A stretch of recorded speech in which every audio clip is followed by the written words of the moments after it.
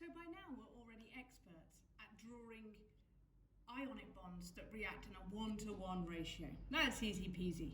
But what happens when ions bond in different ratios, say 2-to-1 or 3-to-1? How do we draw those and how do we work them out? Let's take something like calcium chloride. We know it contains calcium and chloride ions. Calcium is in group 2, chlorine is in group 7. Therefore, calcium has a valency of 2 and chlorine has a valency of 1. Now we know that our ions are going to react in a 2-to-1 ratio.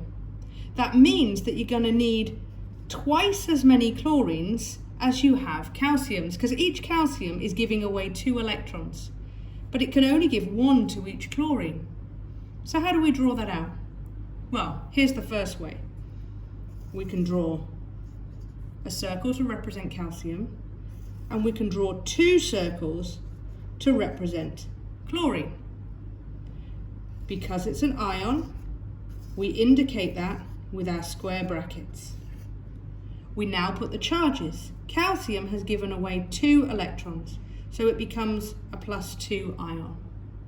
Each chlorine has gained 1 electron, so each chlorine is -1.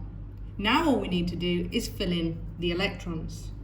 Well, each calcium gives away 2, 1 to this chlorine and 1 to this chlorine.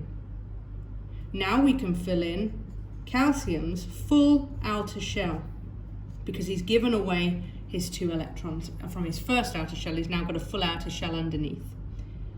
Chlorine, each chlorine had 7 of its own to begin with. Remember, we choose dots for the chlorine because we chose crosses for the calcium. That's one way of drawing it. But it's a bit long-winded, right?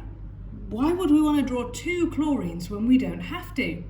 A quicker and easier way is to draw 1 chloride ion and put ×2 next to it.